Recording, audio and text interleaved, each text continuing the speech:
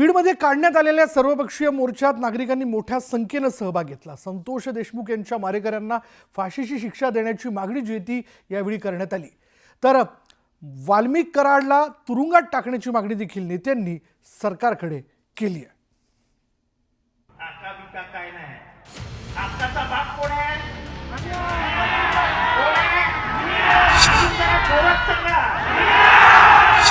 औलाद जी हुजूर करणारी नाही, आमची औलाद स्वाभिमानी औलाद आहे, तुमच्या पुढे जी हुजूर करणार नाही।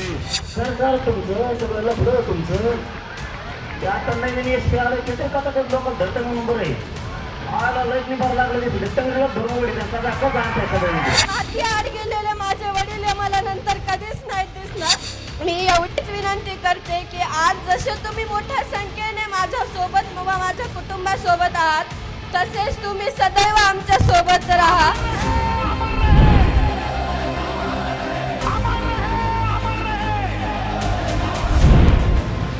बीडमधल्या विराट मोर्चाचा आक्रोश राज्यातल्या प्रत्येक गावागावात पोहोचला। या मोर्चाचा आवाज सरकारपर्यंत पोहोचावा यासाठी बीड जिल्ह्यातूनच नव्हे तर मराठवाड्याच्या कानाकोपऱ्यातनं नागरिक मोठ्या संख्येने एकत्र आले।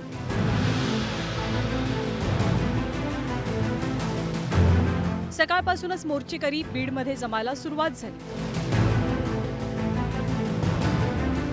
हातात बॅनर घेत काळे झेंडे घेऊन मोर्चेकरी घोषणाबाजी करत त्यांचा रोष व्यक्त करतात। मोर्चात गावागावात आलेले नागरिक आणि सर्वपक्षीय नेत्यांनी उपस्थिती लावली। जिल्हाधिकारी कार्यालयापर्यंत पोहोचेपर्यंत मोर्चेकऱ्यांची संख्या लाखात गेली होती। जिल्ह्यातील सर्वच लोकप्रतिनिधींनी या मोर्चात सहभाग घेत संतोष देशमुख यांच्या मारेकऱ्यांना कठोर शिक्षा करण्याची मागणी केली। गोलीमार भेजे में भेजा जो करता है असं कोणतं तरी सत्य का काय पिक्चर मध्ये गाणं होतं। या बीड जिल्ह्यामध्ये गोलीमार किधर भी हो गया। यावेळी मोर्चेकरांनी कोणत्या मागण्या मांडल्या तेही आपण पाहूया। धनंजय मुंडे पंकजा मुंडेंनी राजीनामा द्यावा, SIT स्थापन करून संतोष देशमुख यांच्या हत्येचा तपास करावा, संतोष देशमुखांच्या मारेकऱ्यांना फाशीची शिक्षा द्यावी या मागण्या यावेळी केल्या गेल्या। धनंजय मुंडे मंत्रिमंडळात असतील तर न्याय कसा मिळेल असा प्रश्न महायुती सरकारमध्ये असलेल्या राष्ट्रवादी काँग्रेसचे आमदार प्रकाश सोळंकेंनी उपस्थित केला। ते धनंजय मुंडे मंत्रिमंडळामध्ये असल्यास या केसमध्ये कोणालाही न्यायाची अपेक्षा नाही आणि म्हणून या निमित्तानं मी मुख्यमंत्री आणि अजितदादांना विनंती करतो की या केसचा निकाल जोपर्यंत आरोपीला फाशी होत नाही तोपर्यंत त्यांचं मंत्रिपद काढून घ्यावं। मस्ताजोगचे सरपंच संतोष देशमुख यांच्या अमानुष हत्येला 18 दिवस उलटून गेले, मात्र या कटाचा मास्टरमाइंड अजूनही पोलिसांच्या हाती लागलेला नाही। त्यामुळे विरोधकांनी या प्रकरणी सुरू असलेल्या तपासावरतीच प्रश्न उपस्थित केले। तसंच वाल्मिक कराडवर नेत्यांनी चांगलीच तोफ डागली।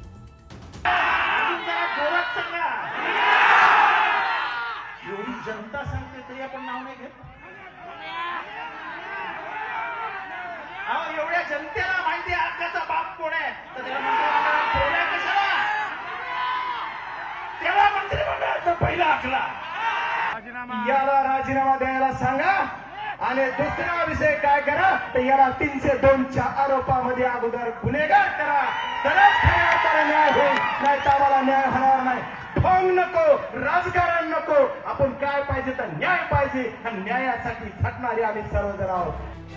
बीडच्या मोर्चानं मराठवाड्यातल्या नागरिकांची संतप्त भावना सरकारपर्यंत पोहोचली आहे। सर्वपक्षीय नेते आणि नागरिकांनी मारेकऱ्यांना शिक्षा देण्याची एकमुखी मागणी केली। आता सरकार मोर्चेकऱ्यांची मागणी कशी पूर्ण करतंय याकडे राज्याचं लक्ष लागलंय। Bureau report, news 18 Lokmat. तर संतोष देशमुख यांच्या हत्येच्या निषेधार्थ बीडमध्ये विराट मोर्चा निघाल्याचं आपण बघितलं। या मोर्चात सर्वपक्षीय नेते सहभागी झाले होते। या राजकीय नेत्यांच्या सहभागावरनं अंजली दमन यांनी आक्षेप व्यक्त करत हा राजकीय ड्रामा असल्याचा आरोप केला। तर अंजली दमन यांचे हे आरोप फेटाळून लावत हा जनतेचा आक्रोश असल्याचं नेत्यांनी म्हटलंय।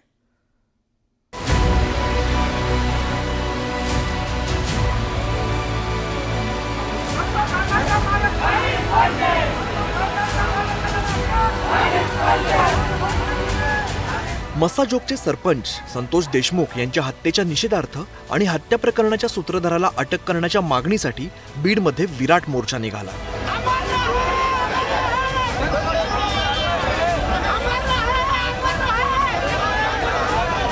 या मोर्चात भाजप आमदार सुरेश धस, एनसीपीचे आमदार प्रकाश सोळंके, शरद पवारांचे एनसीपीचे नेते जितेंद्र आव्हाड, संदीप क्षीरसागर, खासदार बजरंग सोनवणे यांच्यासह सर्वपक्षीय राजकीय नेते उपस्थित होते. मोर्चामध्ये राजकीय नेते देखील सहभागी झाल्यावरून टीका टिप्पणी सुरू झाली. हा मोर्चा राजकीय ड्रामा असून त्यामध्ये आपण सहभागी होणार नसल्याचं अंजली दमानिया यांनी म्हटलंय. नाही, कसं आहे की मला कुठेतरी जे वाटत होतं की हे राजकीय लोक त्याला एक ड्रामा बनवून ठेवत आहेत, तर ते माझं मत मी मांडलं. आणि त्यानंतर त्यांना असं वाटत होतं की अनेक लोकांनी, चांगल्या लोकांनी साथ देखील त्यांना दिली आहे. तर त्यांनी आता आजच्या मोर्चात ते जातीलच, पण मी असं ठरवलं की मी या मोर्चात भाग घेणार नाही आहे. या मोर्चात सहभागी झालेल्या नेत्यांनी अंजली दमानिया यांचे आरोप फेटाळून लावले. मोर्चा कोणी ठरवलं? सामान्य लोकांनी ठरवलं. त्याच्यात कोणत्या पक्षाचं माणसं नाहीत, काय नाही. ड्रामा बिमा अंजलीताईंना काय कळायचं? आमच्या बीड आमचं लेकरू गेलं ते ड्रामा आहे का? अरे आमच्या घरातलं लेकरू गेलं ना, तडपून मारलं ना, याला ड्रामा म्हणायचं. वारे पठ्ठे.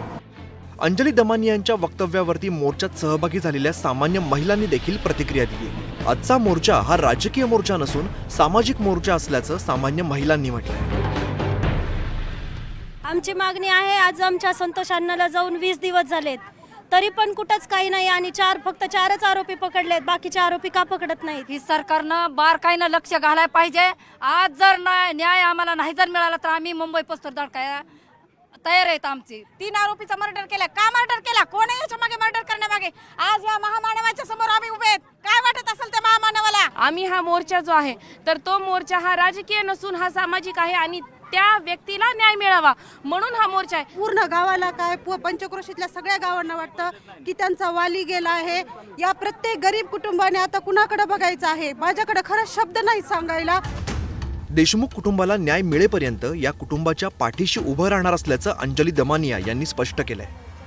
न्याय मिळेपर्यंत मागे हटणार नसल्याचंही त्यांनी म्हटलंय. तर उन्हासाठी फक्त आम्ही ताडपत्री जर काहीतरी लावून आम्ही बसणार म्हणजे बसणार, जोपर्यंत वाल्मिक कराडला अटक होत नाही आणि जोपर्यंत धनंजय मुंडेचा राजीनामा होत नाही तोपर्यंत ठिय्या आंदोलन. या मोर्चात सर्वसामान्य नागरिकांनी सुद्धा मोठ्या संख्येने सहभाग घेतला. संतोष देशमुख यांच्या हत्येच्या निषेधार्थ जनतेचा आक्रोश या मोर्चाच्या रूपाने बीडच्या रस्त्यावरती पाहायला मिळाला.